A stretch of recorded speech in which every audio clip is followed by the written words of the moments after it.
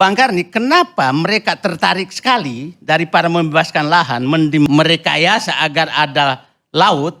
Karena sangat menguntungkan, Bang. Pinggir laut sekarang di PIK 2 itu dijual, ditawarkan 60 juta per meter. 60 juta rupiah per meter. Jadi kalau dia bisa ngambil laut 1 hektar, maka nilainya 600 miliar harga jualnya. Siapa? Kira-kira siapa?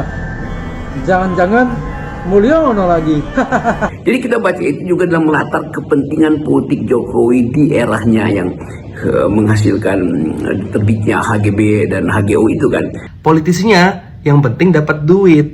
Lagi-lagi ada suap di sana, terorganisir kejahatannya. Maka presiden yang baru perlu bisa membenarkan jendela yang rusak ini. Kenapa presiden yang baru? Karena presiden yang lama adalah salah satu alasan di balik pagar laut ini berdiri. Assalamualaikum warahmatullahi wabarakatuh. Kembali lagi di channel Prayoga Muhammad. Ya teman-teman semua, pada akhirnya ya tertuju pada satu nama, yaitu Pak Joko Widodo mengenai sertifikat HGB di Laut Tangerang. Kenapa begitu? Karena netizen mengatakan itu ada saat pemerintahan ataupun rejim Joko Widodo. Kalau kata Bung Rocky Gerung, ya mungkin ketika itu ada transaksi politik saat maju di 2019 sehingga mengharuskan balas budi gitulah ya kurang lebihnya.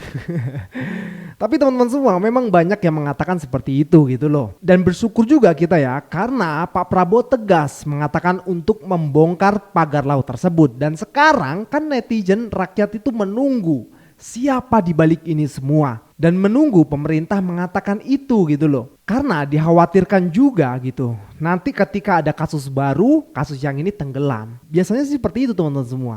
Dan ketika itu gue ngeliat ya video Pak Said Didu di ILC. Beliau mengatakan bahwasanya per meter harga jualnya itu di Laut Tangerang itu 60 juta per meter. Bayangkan teman semua kalau bisa dapat 1 hektar aja udah berapa ratus miliar tuh. Nah mungkin ini sebabnya ya kan dipertahankan gitu loh. Karena cuannya banyak banget. Dan tentu ini mengganggu fleksibilitas para nelayan untuk akses jalannya dan lain sebagainya. Makanya tuh Pak Khalid turun tangan. Dan benar saja ya, beliau bukan orang biasa, bukan nelayan biasa. Cerdas guys. Nah tentu dari ini semua membuat Bapak Jokowi makin ketar-ketir. Kalau gua ngeliat di tulisan netizen itu, Mulyono berpotensi ditabur oligarki. Ngeri kali ya. Kita lihat videonya guys. Jokowi adalah presiden terbaik Indonesia. Kata-kata itu sering terucap dan selalu kita dengar dari mulut para penjilat dan pemuja Mulyono. Padahal mereka sama sekali tidak mengerti arti dari kata yang mereka lontarkan itu. Maka mari kita uraikan satu persatu arti dari kata terbaik yang mereka maksud. Mungkin mereka ada benarnya. 1. Jokowi memang terbaik dalam merusak demokrasi dan konstitusi negara Indonesia. Bahkan sudah diakui oleh dunia bahwa Jokowi sudah berhasil membangun dinastinya dengan mulus tanpa perlawanan sedikit pun dari oposisi. 2. Jokowi terbaik dalam memanipulasi pajak, menaikkan harga BBM, dan iuran bagi masyarakat tanpa ada yang protes ataupun berdemo. 3. Jokowi juga terbaik dalam merubah undang-undang dasar dan membuat seluruh lembaga hukum negara menjadi seperti mainan anak-anak. 4. Jokowi terbaik dalam memanfaatkan bansos menjadi terlihat. Seakan itu adalah bantuan dari milik pribadinya, banyak rakyat terutama yang tinggal di pedesaan dan gaptek mengira bahwa bansos itu dari Jokowi. Padahal sebenarnya bansos itu adalah murni bantuan dari negara. Dan yang kelima juga yang terakhir adalah Jokowi terbaik dalam hal ngibul dan tipu daya. Banyak masyarakat Indonesia yang tertipu dan mengira bahwa Jokowi sudah banyak melakukan pembangunan di seluruh Indonesia. Baik pembangunan jalan tol, kereta cepat, dan juga pelabuhan. Padahal 90% pembangunan itu dibangun oleh investor dan Jokowi hanya meresmikan itu. Dan perlu kalian ketahui, rata-rata pembangunan yang telah dilakukan oleh Jokowi kebanyakan menggunakan biaya dari hasil hutang negara. Bahkan sampai detik ini pun investor Yusuf Hamka sangat kesulitan menagih hutang pada negara. Jadi jika kalian yang menganggap Jokowi presiden terbaik ada benarnya dan sangat tepat sasaran.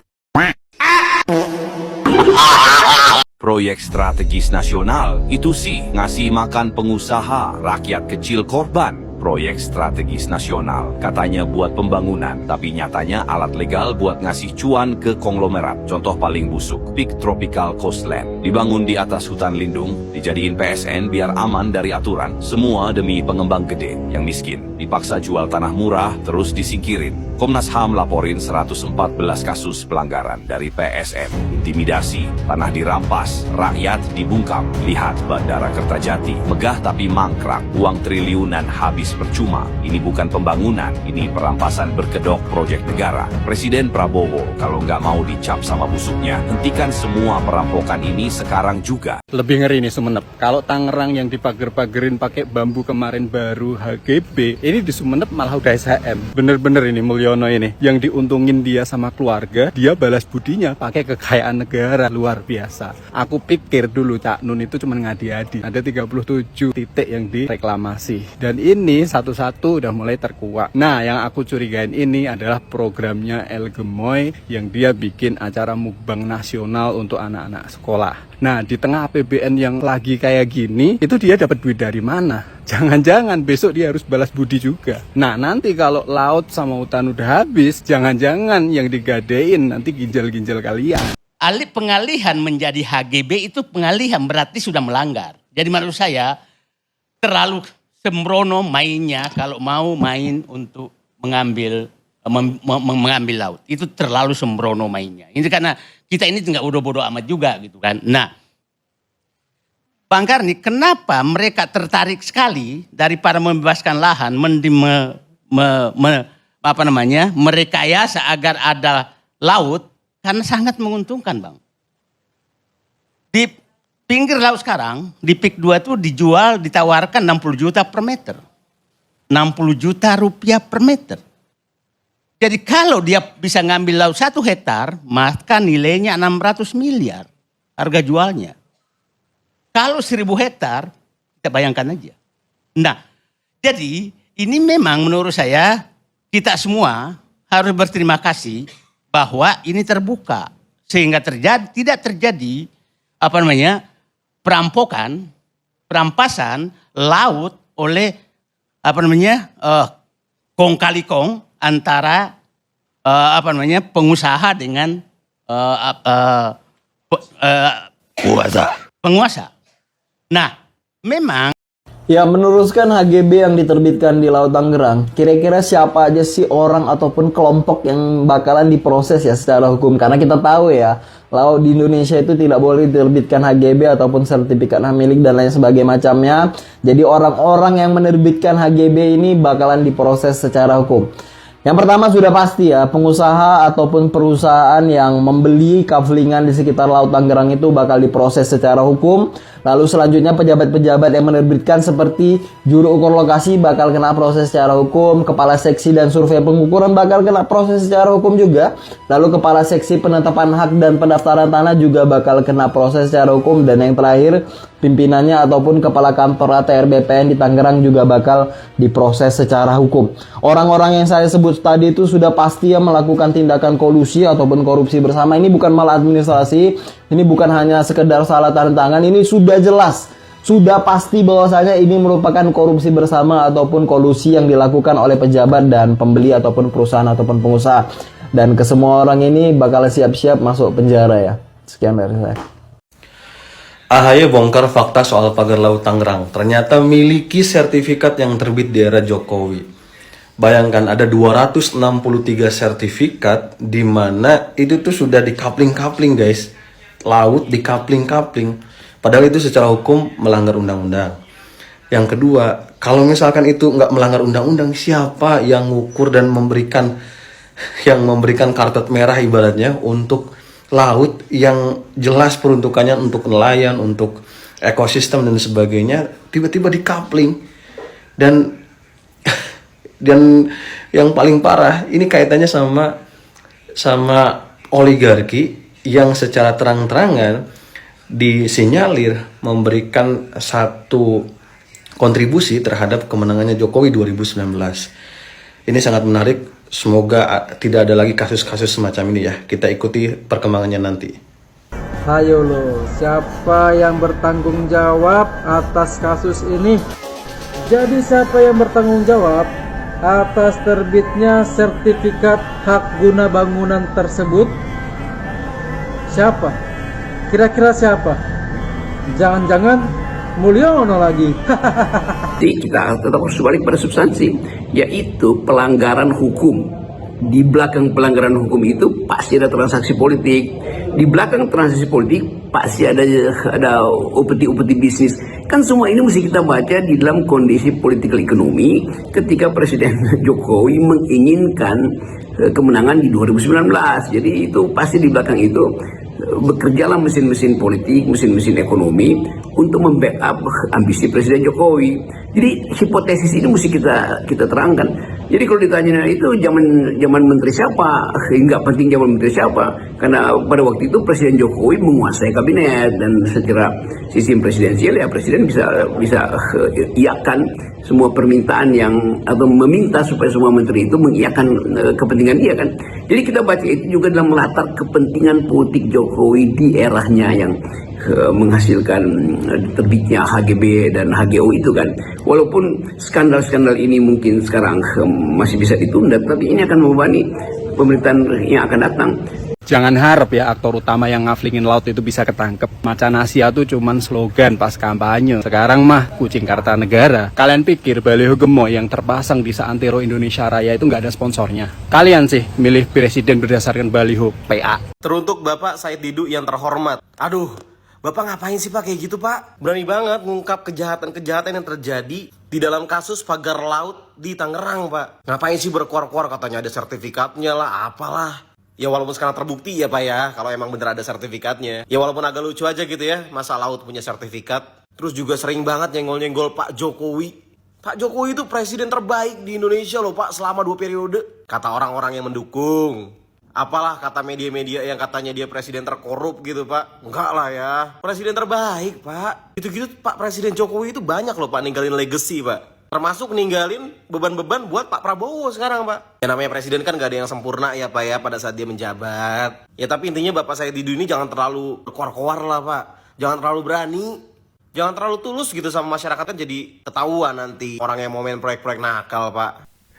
Ya ini satir ya teman-teman semua ya. Beliau mendukung Pak Said Didu ya. Kita juga mendukung ya Pak Said Didu ya. Dengan powernya Pak Said Didu di sosial media yang sering mengunjungi daerah PIK itu sehingga viral kemana-mana ya kan.